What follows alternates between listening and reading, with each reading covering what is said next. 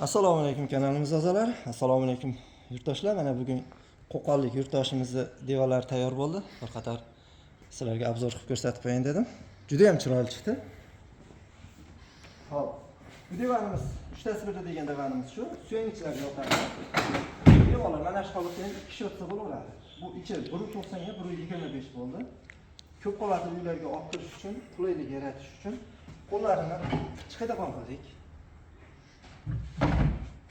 Maşallah bemalol bu tarafı ham chiqadi. Bu tarafı ham chiqadi, endi chiqarmay qo'yaylik. Endi buni yana funksiyasi tagidan chiqadi. Mexanizmlari yaqinlashtirib ko'rsatamiz. Mexanizmlarni temirdan tayyorladik, profildan svarkalab. 3 talik mexanizm qo'ydik. O'rtasida ham egilmasligi uchun.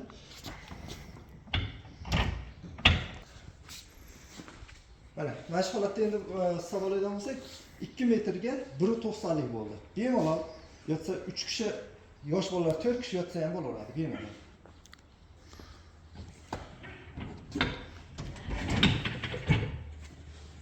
G'ildiraklarga ahamiyat beradigan bo'lsak, g'ildiragini 5 ta g'ildirak qo'ydik tagiga, yengil kirib chiqish uchun.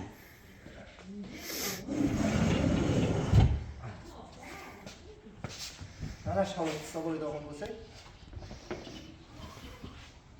bemalol mana. Bu yerda yostiqqa ham bemalol joy qolyapti. Shunday ishlar kerak bo'lsa, aloqa chiqarasizlar, nomerlarimizni.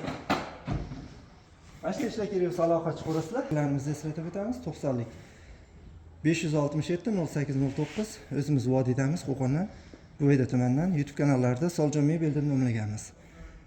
Yoqqan bo'lsa like bosib, shu ishlarimizni keng tarqalishda o'z hissalaringizni ko'rsalaring, xursand bo'lamiz. Hammalaringga shunday ishlar nasib qilsin. Hammaga omad.